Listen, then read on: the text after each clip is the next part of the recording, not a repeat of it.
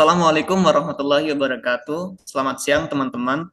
Di sini kami dari kelompok 4 mata kuliah pengelolaan aset negara akan mempresentasikan materi tentang pemanfaatan aset daerah pada studi kasus pemanfaatan barang milik daerah Kabupaten Penajam Pasar Utara, Kalimantan Selatan. Di sini kami beranggotakan 5 orang, saya sendiri Rigo Gondito Indo, ada rekan saya Wanda Ernita, Marcella Corina, Mutiara Rizka, dan Martina Solihatun. Untuk materi yang pertama akan dijelaskan oleh rekan saya. Baik, yang pertama itu terkait pengertian barang milik negara atau daerah dan pemanfaatan barang milik negara atau daerah. Peraturan Menteri Dalam Negeri Nomor 17 Tahun 2007 menjelaskan bahwa barang milik negara atau daerah adalah semua barang yang dibeli atau diperoleh atas beban APBN atau beban APBD atau berasal dari perolehan lainnya yang sah. Dalam pengelolaan barang milik daerah terdapat beberapa fase-fase yang harus dilakukan, di mana pemanfaatan adalah salah satunya. Pemanfaatan sendiri itu diartikan sebagai pendayagunaan barang milik negara atau daerah yang tidak dipergunakan sesuai dengan tugas pokok dan fungsi kementerian atau lembaga atau satuan kerja perangkat daerah dalam bentuk sewa, pinjam pakai, kerjasama pemanfaatan, dan bangun serah guna atau bangun guna serah dengan tidak mengubah status kepemilikan. Dalam pemanfaatannya, terdapat beberapa pihak yang menjadi pelaksana. Pemanfaatan barang milik daerah itu dilaksanakan oleh, yang pertama pengelola barang, itu pejabat yang berwenang dan bertanggung jawab untuk menetapkan kebijakan dan pedoman serta melakukan pengelolaan barang milik negara atau daerah. Yang kedua, pengguna barang, itu pejabat pemegang kewenangan penggunaan barang milik negara atau daerah dengan persetujuan pengelolaan barang. Yang ketiga, yaitu pihak lain, yaitu pihak-pihak selain kementerian atau lembaga dan pemerintah daerah. Next. Selanjutnya ada bentuk pemanfaatan aset. Pada dasarnya terdapat 5 bentuk pemanfaatan aset. Yang pertama yaitu ada sewa, di mana sewa sendiri adalah pemanfaatan barang milik daerah oleh pihak lain dalam jangka waktu tertentu dan menerima imbalan uang. Nah, jangka waktu sewa itu paling lama 5 tahun sejak ditandatanganinya perjanjian. Yang kedua itu ada pinjam pakai.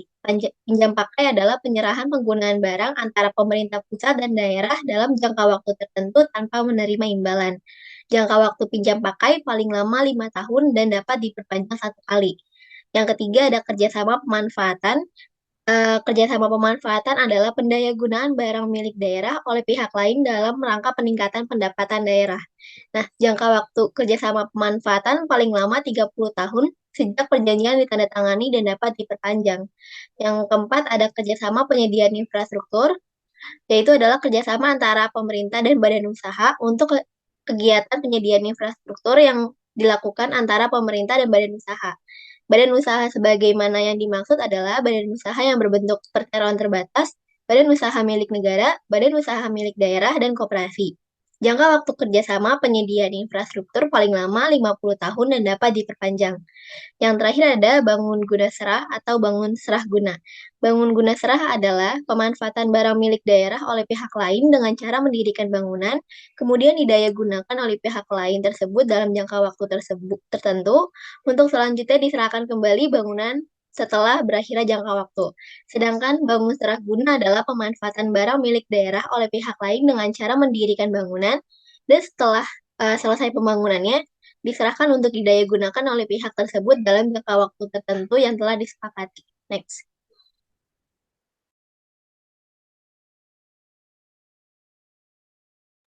Oke, selanjutnya itu ada studi kasus, di mana studi kasus ini kelompok kami mengambil di Kabupaten Penajam Pasar Utara, sebuah kabupaten yang terletak di Provinsi Kalimantan. Di mana studi kasus ini diawali dengan ketidakjelasan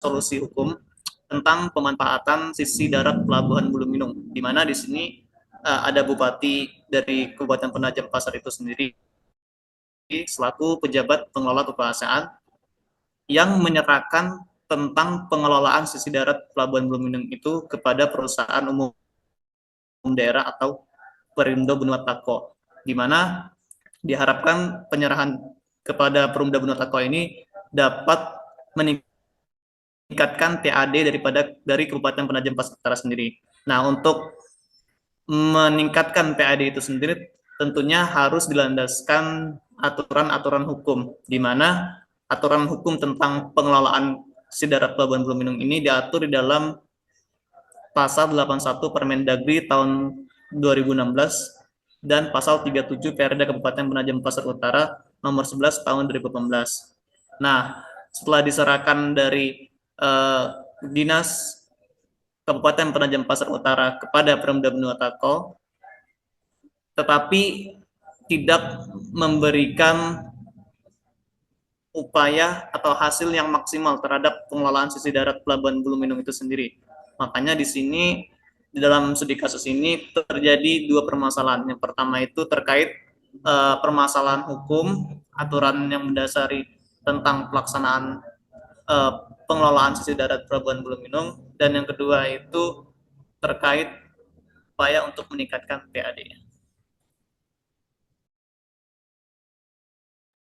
Selanjutnya yaitu hasil studi kasus. Hasil studi kasus ini adalah memberikan pendapat hukum dan solusi hukum terhadap ketidakjelasan peralihan pengelolaan dan bentuk pemanfaatan sisi darat Pelabuhan Buluminung Penajam Pasar Utara yang sebelumnya dikelola oleh Dinas Perhubungan Penajam Pasar Utara dan akan dialihkan kepada Perumda Benua Taka. Solusi hukum yang dapat dilakukan dalam ketidakjelasan tersebut adalah dengan memastikan hubungan hukum antara pemerintah Kabupaten Penajam Pasar Utara selaku pemilik sisi darat Pelabuhan Buluminung dengan Perumda Benua Taka selaku calon penerima peralihan pengelolaan sisi darat Pelabuhan Buluminung, yang dimana sehingga periode waktu yang dapat dilakukan dalam kerjasama tersebut adalah paling lama 30 tahun dan dapat diperpanjang kecuali untuk penyediaan membangun infrastruktur dengan periode kerjasama paling lama 50 tahun dan dapat diperpanjang sesuai dengan peraturan perundang-undangan berdasarkan pasal 177 Permendagri nomor 19 tahun 2016 dan pasal 43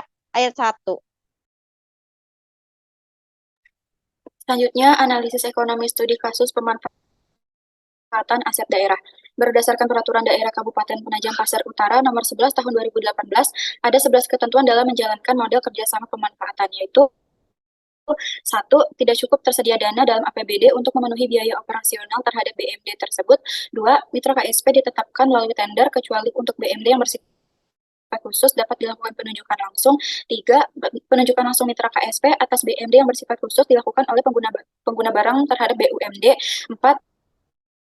Mitra KSP harus membayar kontribusi tetap setiap tahun selama jangka waktu pengoperasian yang telah ditetapkan. 5. Besaran pembayaran kontribusi tetap dan pembagian keuntungan hasil kerjasama pemanfaatan ditetapkan dari hasil perhitungan tim. 6. Besaran pembayaran kontribusi tetap dan pembagian keuntungan hasil kerjasama pemanfaatan harus mendapat persetujuan dari pengelola barang. 7. Kerjasama pemanfaatan barang milik daerah berupa tanah atau bangunan. 8. Besaran nilai bangunan beserta fasilitasnya sebagai bagian dari kontribusi tetap dan kontribusi pembagian keuntungan paling banyak 10%. 9. Bangunan yang dibangun dengan biaya sebagian kontribusi tetap dan pembagian keuntungan dari awal pengadaannya merupakan barang milik daerah. 10. Selama jangka waktu pengoperasian, mitra KSP dilarang menjaminkan atau menggadaikan BMD yang menjadi objek kerjasama pemanfaatan. 11. Jangka waktu kerjasama pemanfaatan paling lama 30 tahun sejak perjanjian ditandatangani dan dapat diperpanjang. Demikianlah presentasi video dari kelompok kami. Semoga teman-teman yang menonton video ini dapat mengambil pelajaran dari video kami. Sekian, terima kasih. Wassalamualaikum warahmatullahi wabarakatuh.